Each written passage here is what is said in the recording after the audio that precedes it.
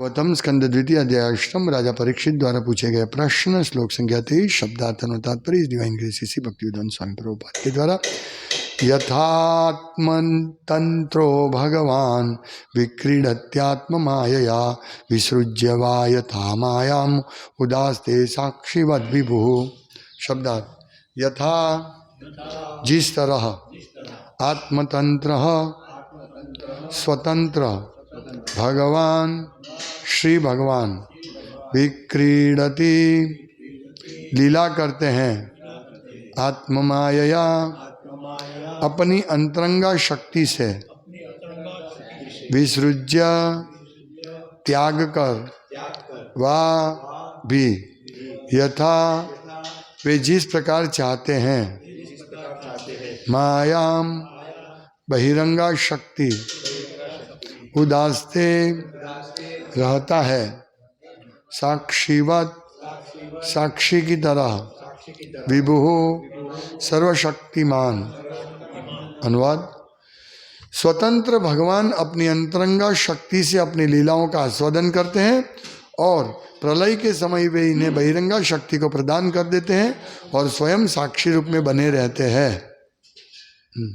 तात्पर्य भगवान श्री कृष्ण पूर्ण पुरुषोत्तम भगवान होने तथा समस्त अन्य अवतारों के स्रोत होने के कारण वे ही एकमात्र स्वतंत्र पुरुष हैं।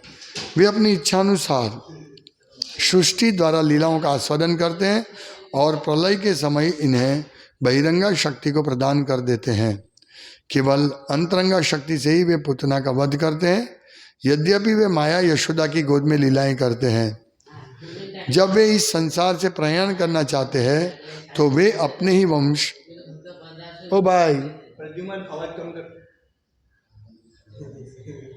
जब वे इस संसार से प्रयाण करना चाहते हैं तो वे अपने ही वंश यदुकुल के संहार की लीला रचाते हैं और ऐसे विनाश से अप्रभावित बने रहते हैं।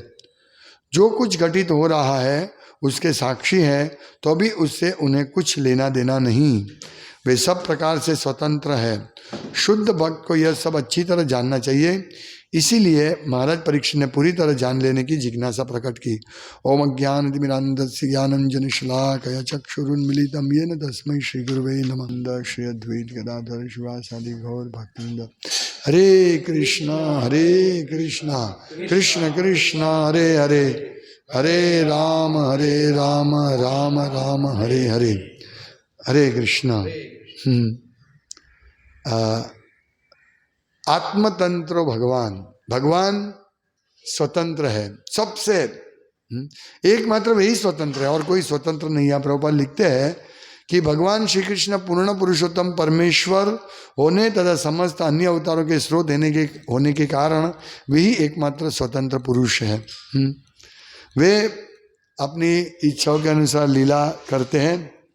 और यहाँ ये शब्द है कि विक्रीडति और कैसे आत्ममाया, यानी वो जो लीला करते हैं वो आत्ममाया अपनी अंतरंगा शक्ति से करते हैं। ये महत्वपूर्ण है। और बाद में भगवान क्या करते हैं?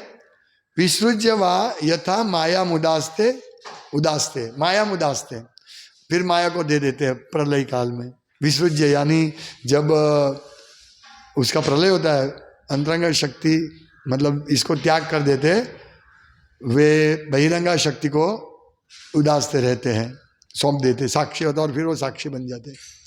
यानी यहाँ दो शक्ति, अंतरंगा शक्ति और बहिरंगा शक्ति। और भगवान अपनी अंतरंगा शक्ति में हमेशा रहते हैं। बहिरंगा शक्ति का कोई स्पर्श भगवान नहीं करते हैं। इसीलिए ये महत्वपूर्ण जो मुद्दा है, पॉइंट ये समझ लेना चाहिए। इसीलिए लोग कभी कभी बोलते हैं भगवान ने रासलीला की, हम भी रासलीला कर सकते हैं।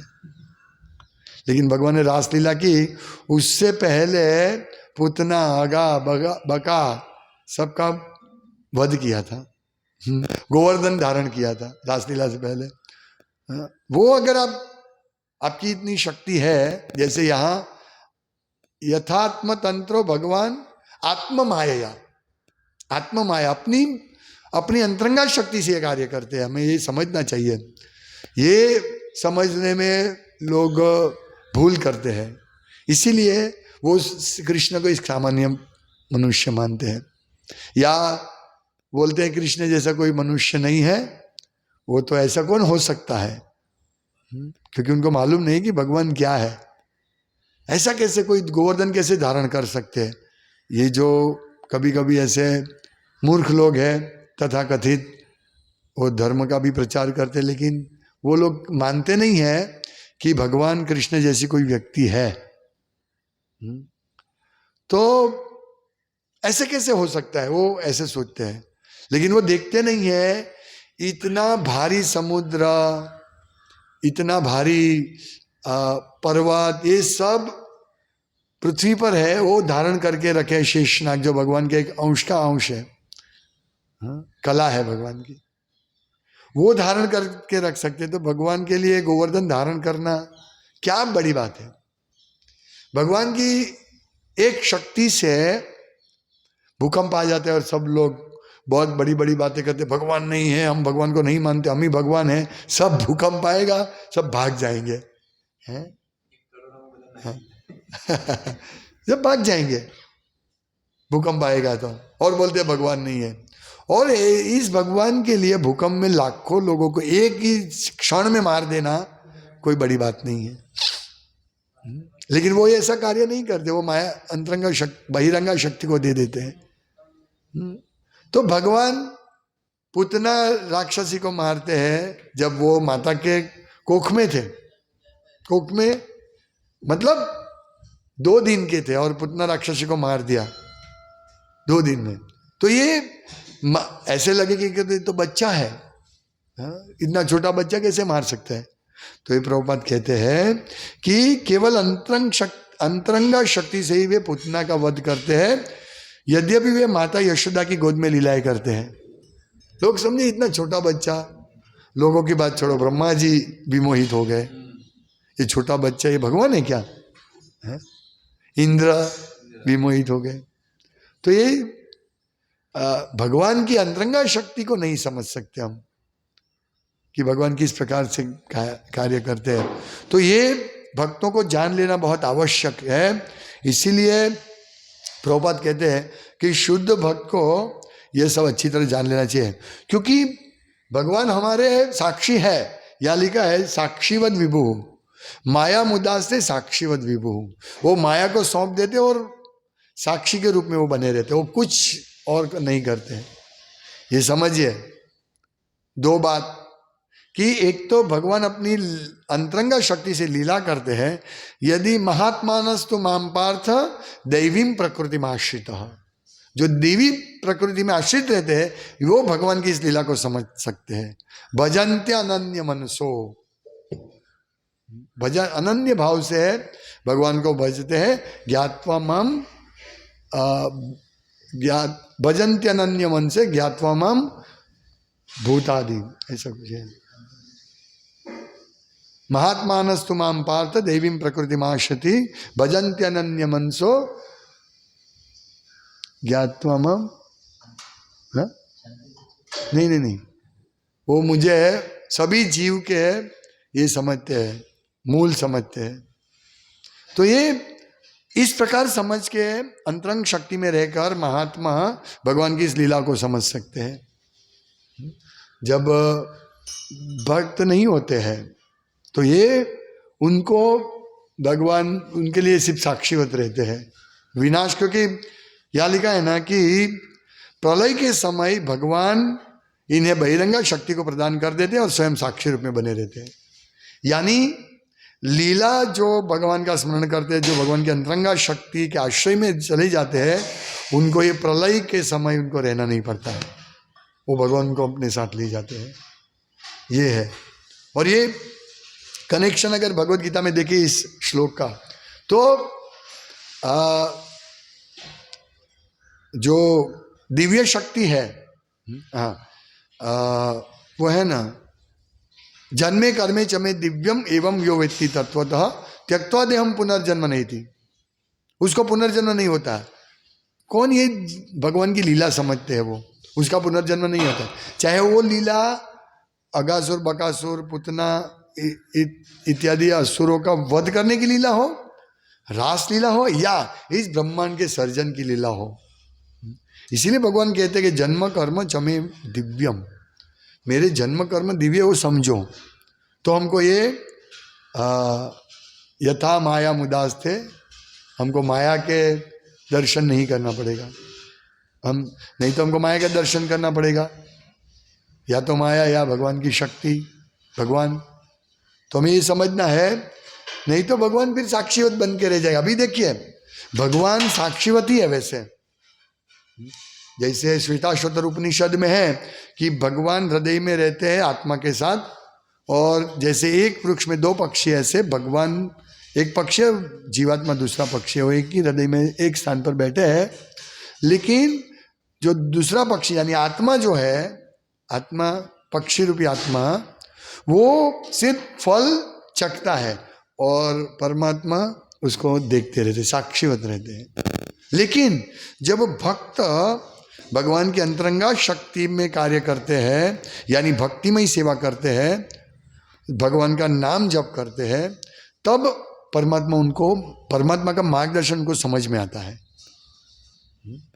इसीलिए भक्त बोलते हैं प्रभु आज हमको ये जगन्नाथपुरी जाना है, हाँ जाएंगे हम, कृष्ण विलिंग, यदि कृष्ण की इच्छा होगी हम जगन्नाथपुरी जाएंगे। समझ रहे?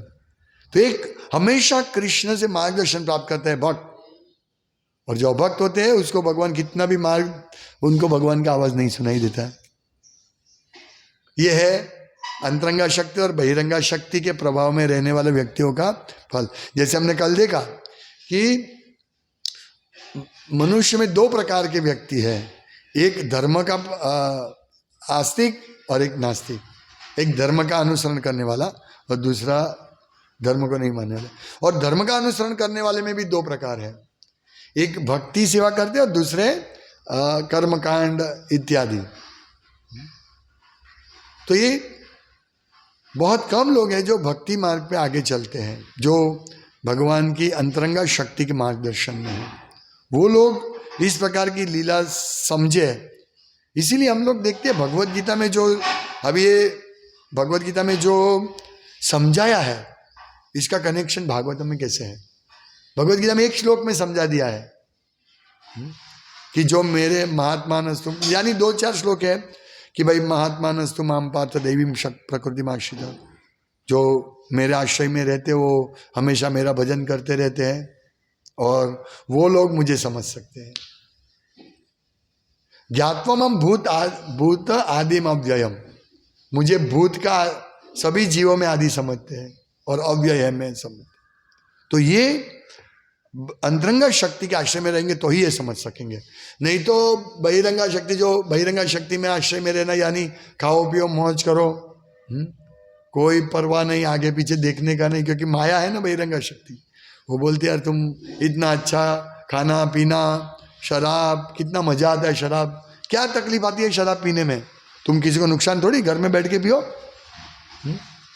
अभी तुमको किसी लड़की के साथ जातीय जीवन करना है, क्या प्रॉब्लम है, वो लड़की राजी है, तुम राजी हो, फिर करो। नहीं, ये बहिरंगा शक्ति माया इसको ऐसे भरमाती है, करो मौज करो, कौन देखने वाला है, दिख रहा है कोई भगवान जैसे दिख रहा है, नहीं, इसको बोलते बहिरंगा। फिर प्रलय के समय उनको जाओ, प्रलय की तो कहाँ बात करें, जब इस प्रकार बहिरंगा शक्ति में जो है, जो माया के द्वारा बिल्कुल पकड़ में है, माया की क्लच में है, वो लोग प्रलय ही अभी उनका हो रहा है।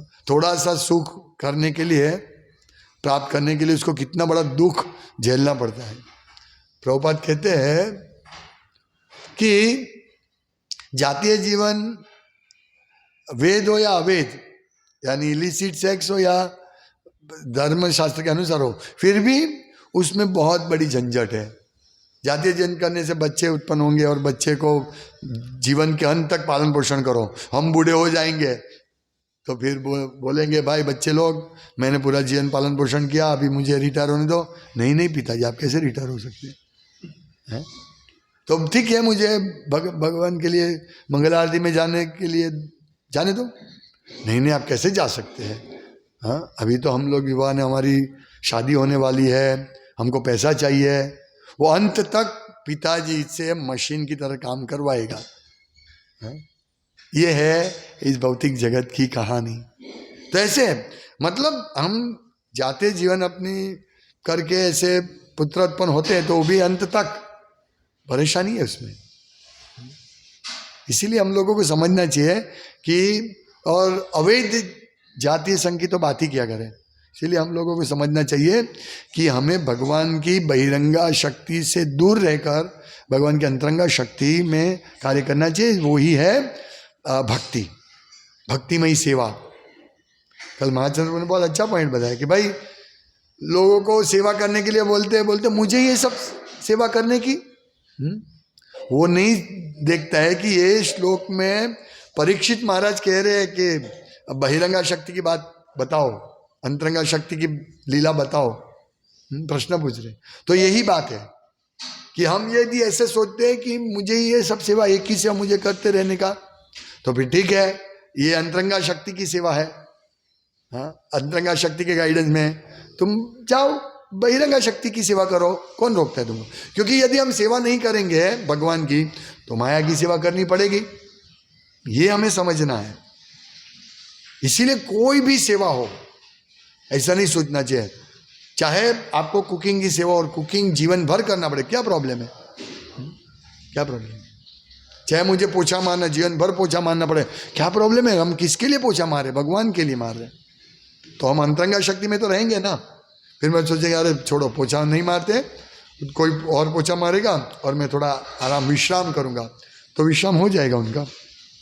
माया बहुत अच्छी तरह सुलाएगी, हाथ फेरा के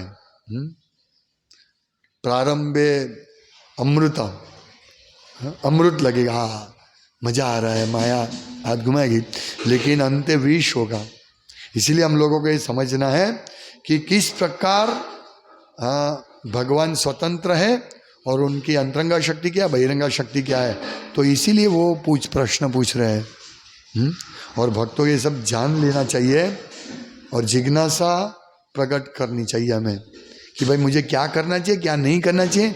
भगवान की लीलाओं को बताओ, अंतरंग शक्ति के मार्गदर्शन में हमें कैसे रहना है, भगवान की लीला बताओ, और बहिरंगा शक्ति का क्या कार्य है वो बताओ। क्योंकि यहाँ वो खुद जानते हैं कि प्रलय के समय इन्हें बहिरंगा शक्ति को प्रदान कर देते हैं भगवान। तो ये सब समझना है। उनकी एक लीला यदुवंश का विनाश, ये लीला कोई किसी को भी भ्रमित कर सकती है कि भगवान कैसे है। कृष्ण अपने ही यदुवंश, अपने ही परिवार को पूरा नाश कर दिया, विनाश कर दिया, ये समझना है ना। लेकिन ऐसा करने के बाद भी भगवान अप्रभावित रहे, भगवान प्रभावित नहीं रहे, दुखी नहीं हो मेरे सब परिवार चले गए मर गए, नहीं। प्रभुपाद लिखते हैं वे ऐसे विनाश से अप्रभावित बने रहते हैं। यानी जो भी कुछ घटित हो रहा है भगवान अप्रभावित है। लेकिन भगवान प्रभावित कब होंगे? जब जीव उनकी सेवा करेंगे, वो भगवान उससे प्रभावित होंगे। इसीलिए भगवान कहते हैं ना कि पत्रम पुष्पम फलम तोयम यो में भक्त्या प्रयच्छति। इतनी बड़ी बड़ी होटल है, बड़े बड़े 5 स्टार होटल है, भगवान उसका खाना खाने नहीं जाते, लेकिन उनका एक भक्त उनको प्रेम से जो अर्पण करता है वो भगवान स्वीकारते हैं। तो भगवान अप्रभावित रहने के बावजूद भी भक्तों की सेवा से प्रभावित होते हैं। यही है भगवान का अंतरंग शक्ति का अचिंत्य लीला। सामान्य लोग नहीं जान सकते कि भगवान कैसे हमसे भोग ग्रहण करेंगे, इसीलिए वो तो खाना बनाएंगे, चखेंगे, और वो काजू होगा तो 2-4 काजू भी मुंह में डाल देंगे और उसमें भी डाल देंगे, हाँ, और मुंह से वो सब कागज फाड़ेंगे, उसमें से सब खाली करेंगे। तो ये नहीं समझ सकते हैं ना ये चीज़, हाँ, बहिरंग शक्ति के अंदर में। लेकिन भक्त एक एक चीज़ व्यवस्थित देखकर सावचेती से वो सब करता है, भगवान की सेवा करता है। तो हमें ये अच्छी तरह समझ लेना चाहिए कि बहिरंगा शक्ति और अंतरंगा शक्ति में क्या तफावत है, और भगवान इस दोनों शक्ति से किस प्रकार से प्रभावित और अप्रभावित होते हैं, और हमें किस शक्ति के मार्गदर्शन में रहना चाहिए। हरे कृष्ण। श्रीमद् भागवतम की जय, श्रील प्रभुपाद की जय। श्री